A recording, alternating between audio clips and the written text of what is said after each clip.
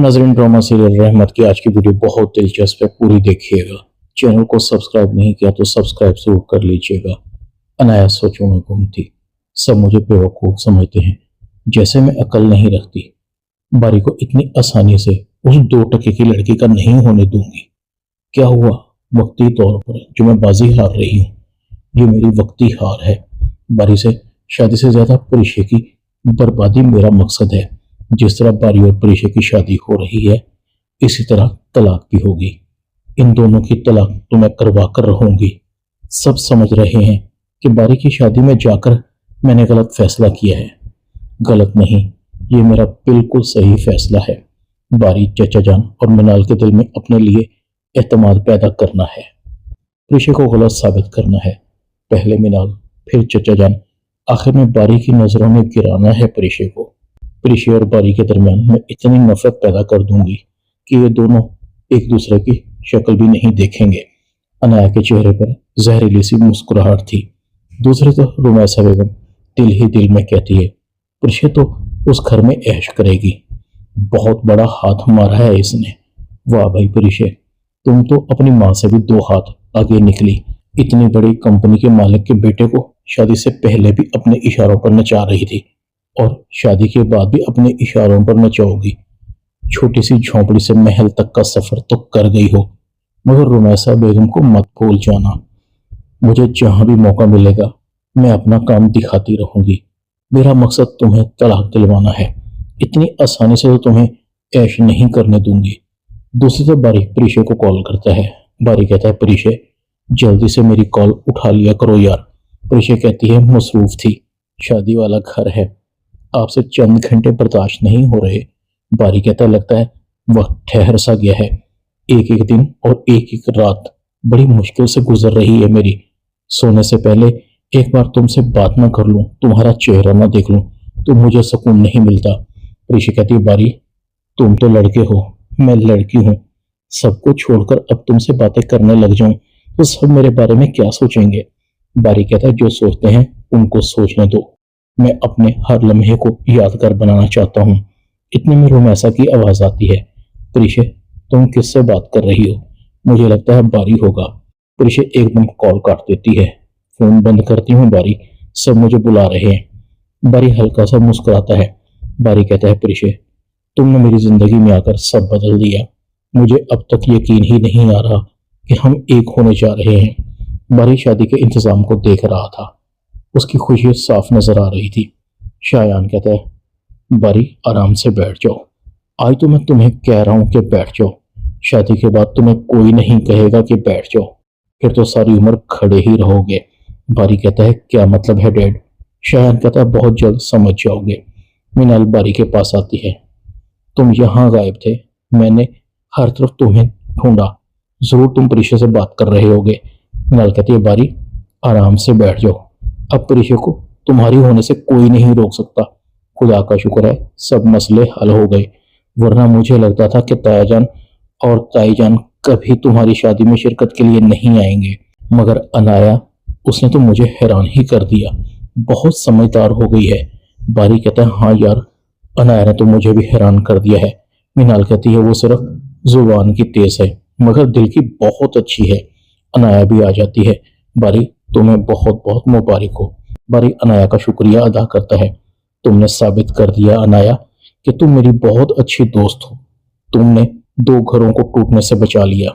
इसका सारा क्रेडिट तुम्हें जाता है। शायान भी अनाया की तारीफ करता है। मेरी भतीजी लाखों में एक है, अक्लमंद और समझदार। बारी तुम अनाया का ये एहसान कभी नहीं भूलोगे। बारी कहता है, डैड बिल्कुल, अनाया ने साबित कर दिया है कि ये बहुत अच्छी लड़की है। जितनी इसकी तारीफ की जाए उतनी कम है। मिनाल अनाया को अपने साथ ले जाती है।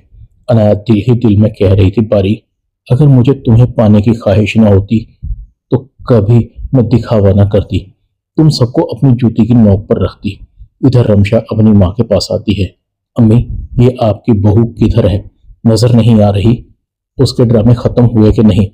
अलमास बेगम कहती है, उसकी बहन की शादी है, इसलिए थोड़ी जल्दी चली गई है। रमशा कहती है, और वो उसके इलाज का क्या बना? अलमास बेगम कहती है, इलाज चल रहा है, मेरा बेटा इसके इलाज पर पैसा पानी की तरह बहा रहा है। अल्लाह करे अलीज़े अपने पैरों पर खड़ी हो जाए। रमशा कहती है, ये क्या कह रही हैं अम्मी? अगर वो अपने पैरों पर खड़ी हो गई अम्मी, तो उसे हम इस घर से कैसे निकालेंगे? आपको याद नहीं कि हमने ज़ुहैब की दूसरी शादी भी करनी है? अलमास बेगम कहती है, रमशा सच पूछो तो मेरा दिल नहीं चाहता कि अलीज़े के साथ कोई जुल्म ज्यादती हो। जो उसके साथ हमने किया है, मुझे उसका भी बहुत अफसोस रहता है। मैं अपनी दोस्त की तरफ गई थी, उसकी हालत देखकर मेरा दिल दहल गया। उसकी बहू न काम काज करती है, न ठीक तरीके से अपनी सास से बोलती है, और उसकी बेटियों का तो घर में आना जाना ही बंद कर दिया है। मगर हमारी अलीज़े, ये तो हमारा बहुत ख्याल रखती है। अगर अलीज़े भी उसकी तरह होती तो तुम इस तरह इस घर में न आ सकती। रमशा कहती है, बस अम्मी, आप डर गई। ये घर मेरा है, आपका है। अलीज़े की क्या मजाल कि हम दोनों को यहाँ से निकाल दे। रमशा कहती है, अम्मी अगर आपकी यही सोच रही ना, तो फिर इस घर का अल्लाह ही हाफिज है। दूसरी तरफ जुबैदा बेगम प्रीशे के पास आती है। बेटा, जिस तरह से तुमने इस घर को संभाला, मेरा साथ दिया, मेरे पास अल्फाज नहीं है तुम्हारा शुक्रिया अदा करने के लिए।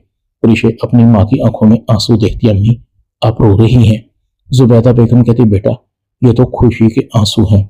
बेटियां जब तक अपने घर बार की नहीं हो जाती, माँ बाप पर बोझ होती हैं। तुम्हारी शादी के बाद मेरी सारी टेंशन खत्म हो जाएगी। प्रीशा कहती, अम्मी आप मुझे अपने ऊपर बोझ समझती हैं। जुबैदा बेगम कहती है, ये तो रस्म दुनिया है, बेटियों की शादी करनी ही होती है। मेरी एक नसीहत है, बारी बहुत अच्छा लड़का है, उसकी कदर करना, उससे जुड़े हुए हर रिश्ते का ख्याल रखना, उसे इज्जत देना। प्रीशा कहती है, अम्मी आप मेरी तरफ से बेफिक्र रहें। जूबी कहती है, अम्मी इतनी भी नसीहतें मत करें कि इसे सिर्फ बारी भाई और उनके घर वाले ही याद रहें और ये हमें भूल जाए, क्योंकि ये तो अब हमारे लिए मैम बन जाएगी।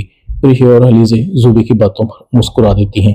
दूसरे काशिफ अपनी माँ को कहता है, अम्मी आपके पास कुछ पैसे हैं। रुमैसा बेगम कहती है, क्या मतलब है तुम्हारा? सारे पैसे तो मैंने तुम्हें दे दिए थे, वो खत्म हो गए क्या? काशिफ कहता है, नहीं अम्मी, वो तो बिजनेस में लग गए हैं, बहुत जल्द डबल कर दूंगा उन्हें। दूसरे काशिफ के दोस्त कहते हैं, यार बताओ पैसों का बंदोबस्त हुआ कि नहीं? काशिफ कहता है, नहीं हुआ यार, अम्मी ने मुझे पैसे देने से इनकार कर दिया है।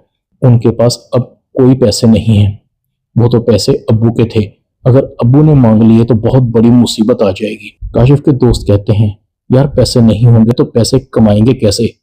तुम अमीर नहीं बन सकते, अमीर बनने के लिए मुश्किल फैसले करने पड़ते हैं। तब तक अपने माँ बाप के सामने हाथ फैलाते रहोगे? हमारी मानो तो प्लॉट बेच दो। काशिफ कहता है, यार मैं प्लॉट नहीं बेच सकता, उसके कागजात अब्बू के पास हैं, जिनको लेना नामुमकिन है। अगर मैंने अब्बू से प्लॉट के कागजात के बारे में बात की तो अब्बू को मुझ पर शक हो जाएगा। भाई मेरे हाथ खड़े हैं।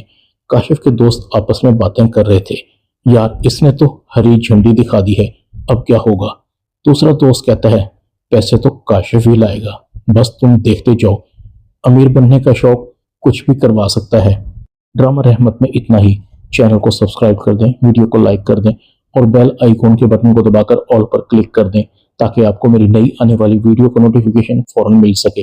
अपना ख्याल रखिएगा। अल्लाह हाफिज।